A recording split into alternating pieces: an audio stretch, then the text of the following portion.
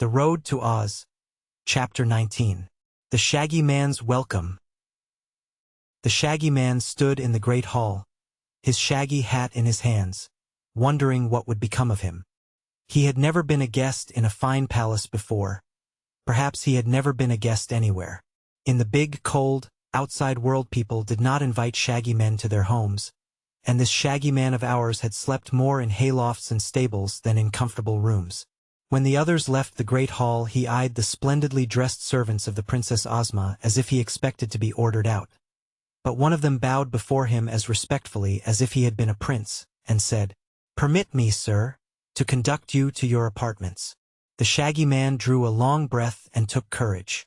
"Very well," he answered. "I'm ready." Through the big hall they went, up the grand staircase carpeted thick with velvet, and so along a wide corridor to a carved doorway. Here the servant paused, and opening the door said with polite deference, "Be good enough to enter, sir, and make yourself at home in the rooms our Royal Ozma has ordered prepared for you. Whatever you see is for you to use and enjoy, as if your own. The princess dines at 7, and I shall be here in time to lead you to the drawing room, where you will be privileged to meet the lovely ruler of Oz. Is there any command, in the meantime, with which you desire to honor me?" "No," said the Shaggy Man, "but I'm much obliged." He entered the room and shut the door, and for a time stood in bewilderment, admiring the grandeur before him. He had been given one of the handsomest apartments in the most magnificent palace in the world, and you cannot wonder that his good fortune astonished and awed him until he grew used to his surroundings. The furniture was upholstered in cloth of gold, with the royal crown embroidered upon it in scarlet. The rug upon the marble floor was so thick and soft that he could not hear the sound of his own footsteps, and upon the walls were splendid tapestries woven with scenes from the land of Oz. Books and ornaments were scattered about in profusion, and the Shaggy Man thought he had never seen so many pretty things in one place before. In one corner played a tinkling fountain of perfumed water, and in another was a table bearing a golden tray loaded with freshly gathered fruit, including several of the red-cheeked apples that the Shaggy Man loved. At the farther end of this charming room was an open doorway, and he crossed over to find himself in a bedroom containing more comforts than the Shaggy Man had ever before imagined. The bedstead was of gold and set with many brilliant diamonds, and the coverlet had designs of pearls and rubies sewed upon it.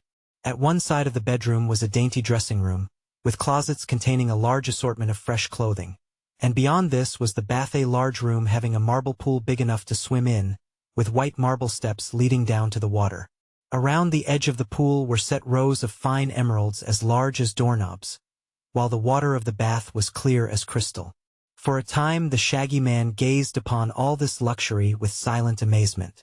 Then he decided, being wise in his way, to take advantage of his good fortune. He removed his shaggy boots and his shaggy clothing, and bathed in the pool with rare enjoyment. After he had dried himself with the soft towels, he went into the dressing room and took fresh linen from the drawers and put it on, finding that everything fitted him exactly. He examined the contents of the closets and selected an elegant suit of clothing. Strangely enough, everything about it was shaggy, although so new and beautiful, and he sighed with contentment to realize that he could now be finely dressed and still be the Shaggy Man. His coat was of rose-colored velvet, trimmed with shags and bobtails, with buttons of blood-red rubies and golden shags around the edges.